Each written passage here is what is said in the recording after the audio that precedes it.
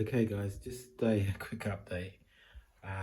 Yeah, I had a couple of days before Christmas to just play about with the bike, and you can see I've changed the seat.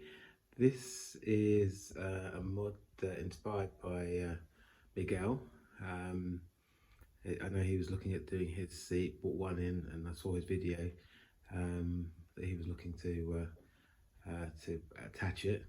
I ended up making a couple of cuts into that rear tube, the upstand bit, the grab rail, and then bent it back. I had intended to cut it off and then to obviously keep it, but realised that once I made a couple of cuts into it, I could using my trusty mallet and a bit of wood to stop it from snapping, or not snapping, but breaking through the paintwork.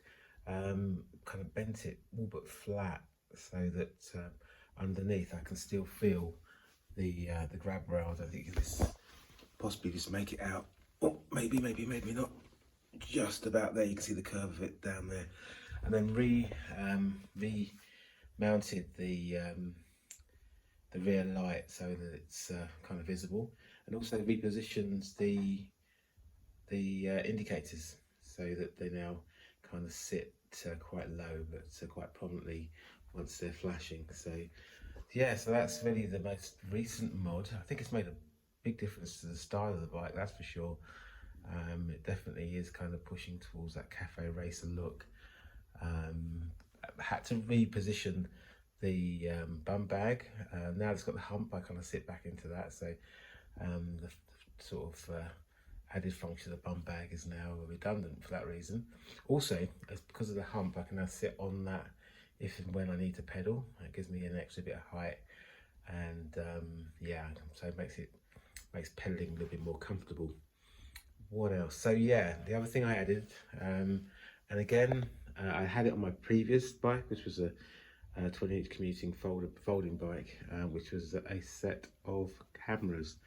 So moving around to the front, one, you can see where I've repositioned the bum bag now. It's kind of more in the vein of the cruiser motorbikes, but it seems to fit well there. That's got my wet gear in it.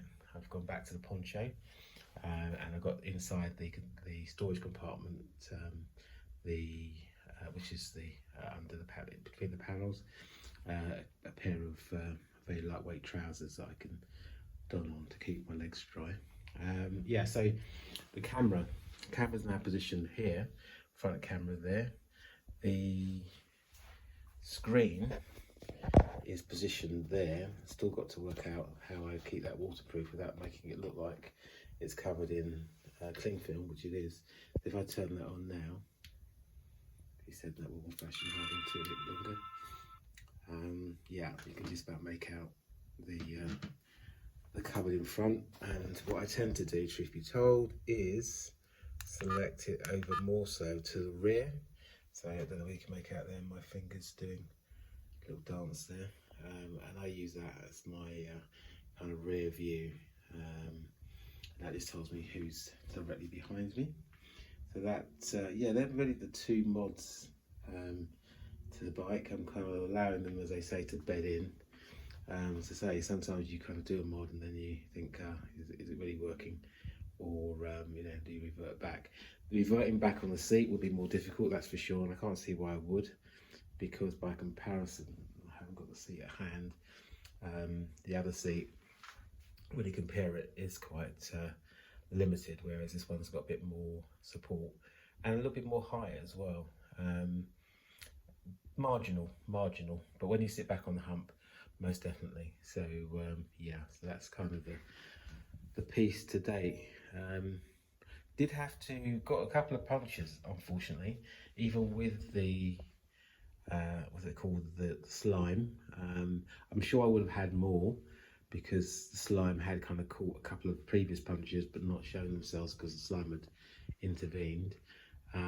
So I'll probably have to replace the tube as I did with the front, and re-slime it to kind of buy me some months of puncture-free riding.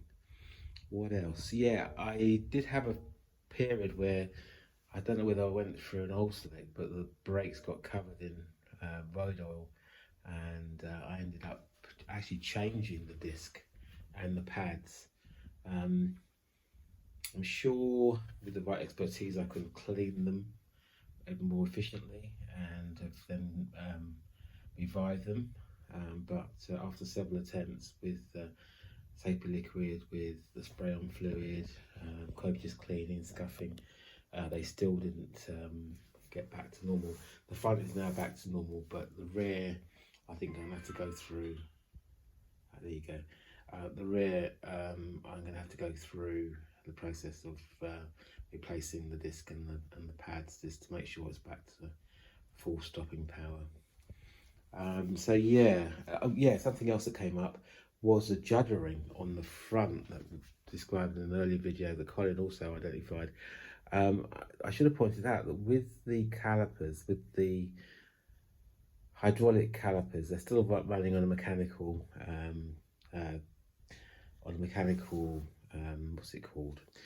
The wire. You don't get the judder, and I think the reason is that when it's the previous fully mechanical caliper, only one side of the caliper moves, so the outer one moves and pushes the disc in towards the inner one, and that causes the brake to kind of the disc to warp as it kind of twists slightly towards the static caliper or static pad, and that warping is what I think was sending the juddering up the